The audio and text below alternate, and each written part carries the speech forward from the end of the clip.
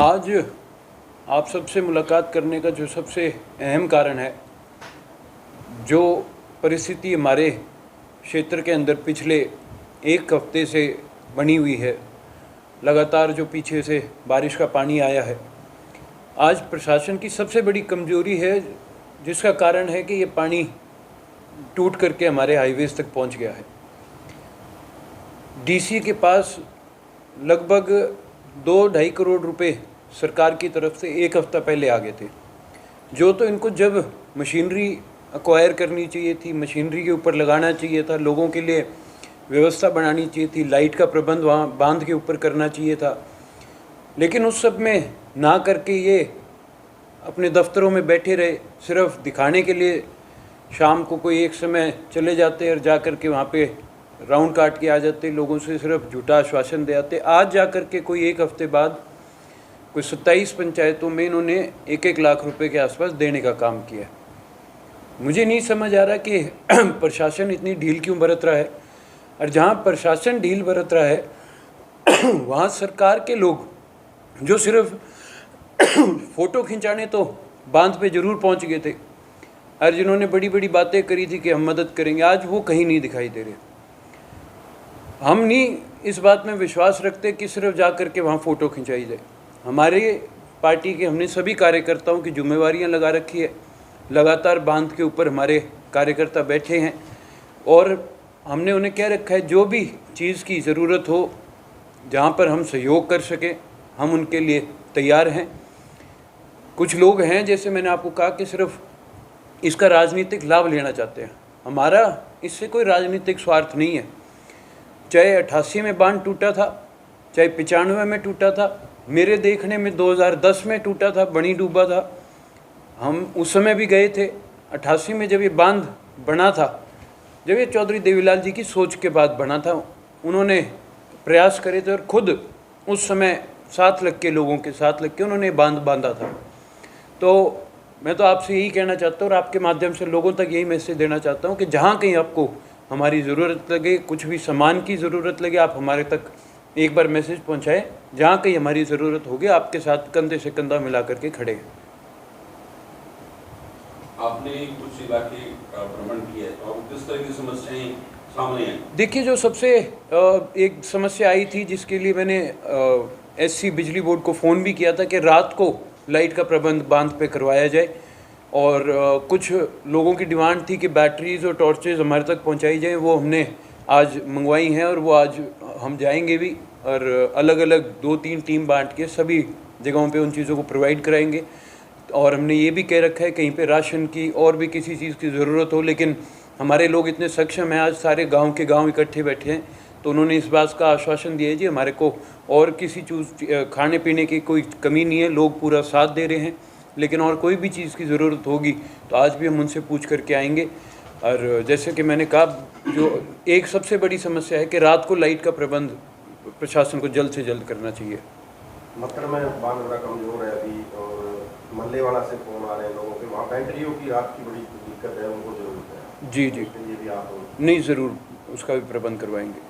गांव तो खाली करवा लिए गए हैं, अभी गुर्जकरणगढ़ के ग्रामीणों का कहना है कि प्रशासन के द्वारा उनको परेशान भी किया जा रहा है जी। ये तो प्रशासन को जब पता था कि पानी आएगा, ये एक्शन जो एक हफ्ता पहले लेने चाहिए थे, लोगों के साथ मिल कर के उनकी मदद करनी चाहिए थी। तो आज इमीडिएटली ये काम करवाने का मतलब, ये तो पता ही था कि ये चीज़ होनी है, लेकिन प्रशासन की कमज़ोरी है, इनकी कोताही है कि इन्होंने इस चीज़ पे पहले ध्यान नहीं दिया। तो फिर लोग तो परेशान होंगे। इमीडिएटली सामान निकालना, घर खाली करना कोई आसान काम नहीं होता।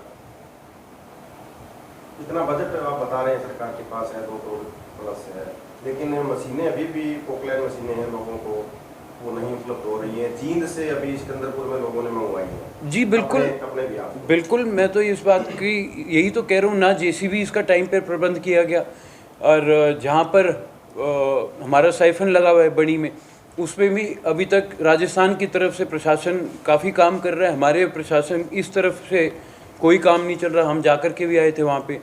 जहाँ प्रोक्लेन मशीनों की आप बात कर रहे हैं, वो भी अब देरी से आई हैं और बाहर से आनी मंगाई। पहले भी एक बार ऐसा हुआ था, तो वो मशीनें हमने प्रोवाइड करवाई थी। अगर लोग कहेंगे, उनको डिमांड है कहीं पे, तो हम वो चीज़ ज़रूर पहुँचाने का काम करेंगे। आज कौन कौन से गांव का शेड्यूल है आपका? आज तलवाड़ा से लेके इधर तक जाकर के आएंगे। जो वो गांव से पलायन कर गए हैं, उनके लिए शेल्टर हाउस होना चाहिए, उनके लिए व्यवस्था कहाँ पे सरकार कर रही है उसके बारे में भी सरकार को बताना चाहिए, जो कि अभी तक कोई ऐसा प्रबंध नहीं किया। लोग अपने आप व्यवस्था कर रहे हैं जाने की।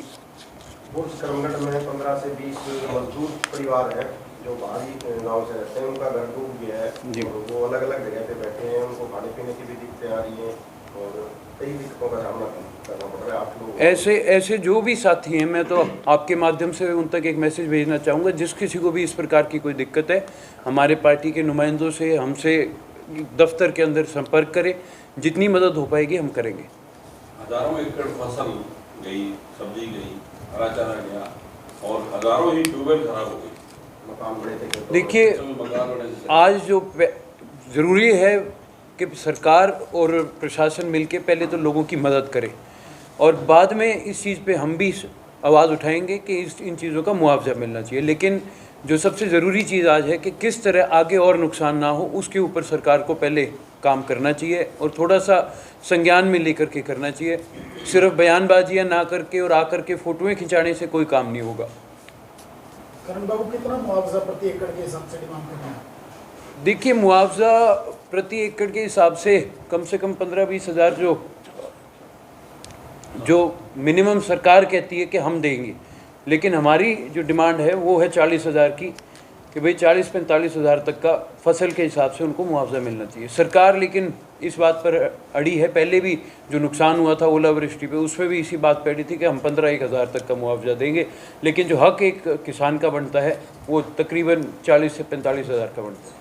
जहाँ बाढ़ आई है कहीं ना कहीं वहाँ बीमारियों का भी प्रकोप देखा है। बिल्कुल होगा जी, जब इतना पानी खड़ा रहेगा और इतने टाइम तक खड़ा रहेगा उससे नुकसान होगा। उस चीज़ को लेकर के प्रशासन पर अभी भी कमी है प्रशासन की, बीमारी भी फैलेगी। ये तो आगे अभी सिर्फ आप ये मान करके चलें, ये पानी से हम अगर सोच रहे हैं कि 5-7 दिन में ख़त्म हो जाएगा, तो ये ऐसा नहीं होगा। जहाँ तक मुझे 2010 की बात का पता है उस समय, और 95 का पता है उस समय, ये पानी तकरीबन ज़्यादा नहीं तो 40 से 45 दिन तक चला था। तो अब मान करके चलें ये इतनी जल्दी ख़त्म होने वाली चीज़ नहीं है, बहुत लंबा चलेगा। तो अब हमारे को मिलजुल कर उसके लिए लोगों की मदद करनी पड़ेगी और सबसे बड़ी जिम्मेवारी तो सरकार की और प्रशासन की है। और बारिश का मौसम में मानसून चल रहा है, परिवर्तन पथ यात्रा कहाँ तक पहुँची है? यात्रा अभी जींद ज़िला कंप्लीट कर चुकी है और 2 दिन का यात्रा का ब्रेक था अभी, और अब यात्रा 24 तारीख से दोबारा पानीपत ज़िले से शुरू होगी। कौन से गाँव से? गांव कौन सा था वो? नहीं दो पानीपत। दिन पहले FIR हुई है। कोई थ्रेट का मामला सामने आया था। FIR देखिए, वो उनके खुद के फ़ोन पे नहीं आया था, पर ऐसे कुछ वॉइस नोट्स आए थे जिसका हमने प्रशासन को बता दिया था